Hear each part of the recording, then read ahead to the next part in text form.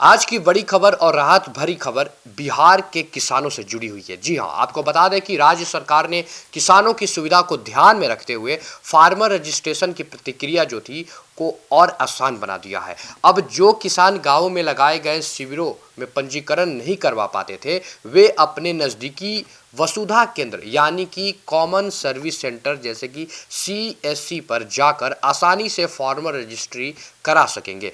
दरअसल बिहार में इस समय फार्मर रजिस्ट्री को लेकर एक बड़ा महाअभियान चलाया जा रहा है। सरकार का लक्ष्य है कि राज्य के हर किसान को एक यूनिक किसान आईडी से जोड़ा जाए ताकि केंद्र और राज्य सरकार की सभी योजनाएं का लाभ सीधे पारदर्शी और बिना किसी अड़चन के किसानों तक आसानी से पहुंच सके।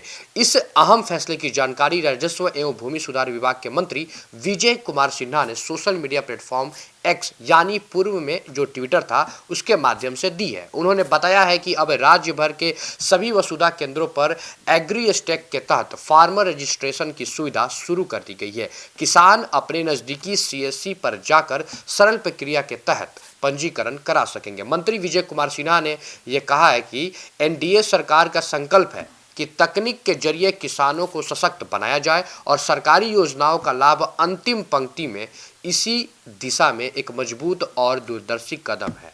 अब बात करते हैं वसुधा केंद्र की। बिहार में वसुधा केंद्र दरअसल डिजिटल इंडिया मिशन के तहत संचालित कॉमन सर्विस सेंटर है। जो ये केंद्र गांवों में शहरों दोनों जगह मौजूद है और यहाँ जमीन से जुड़े काम जैसे कि दाखिल खारिज, जमाबंदी, जमीन मापी के साथ साथ आधार, पैन कार्ड, पेंशन, शिक्षा, जीएसटी और सरकारी योजनाओं से जुड़ी कई सेवाएं मिलती है। इन केंद्रों की सबसे बड़ी खासियत यह है कि आम लोगों जैसे खास करके किसानों को सरकारी दफ्तरों के चक्कर नहीं लगाने पड़ते। अब जब फार्मर रजिस्ट्रेशन की सुविधा भी यही उपलब्ध हो गई है तो इससे किसानों का समय, पैसा और मेहनत तीनों की बचत होगी। सरकार की योजना है कि यूनिक किसान आईडी के माध्यम से किसान सम्मान निधि, फसल बीमा, बीज और खाद सब्सिडी जैसी योजनाएं का लाभ सही किसानों तक पहुंचे।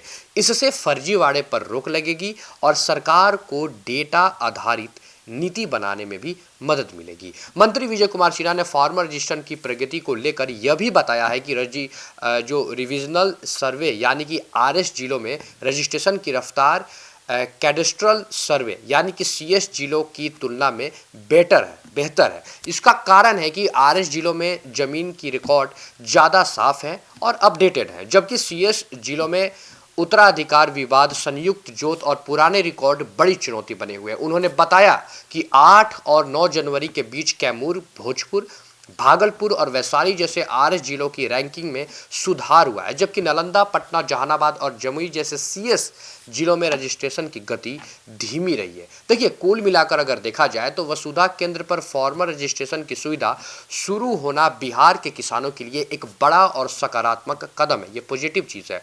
इससे ना सिर्फ रजिस्ट्रेशन आसान होगा बल्कि सरकारी योजनाओं का लाभ भी तेजी और पारदर्शिता के साथ किसानों तक पहुंचेगा। इसी के साथ इस खबर में फिलहाल इतना ही। मैं अंकित और आप देख रहे थे सिटी पोस्ट लाइव।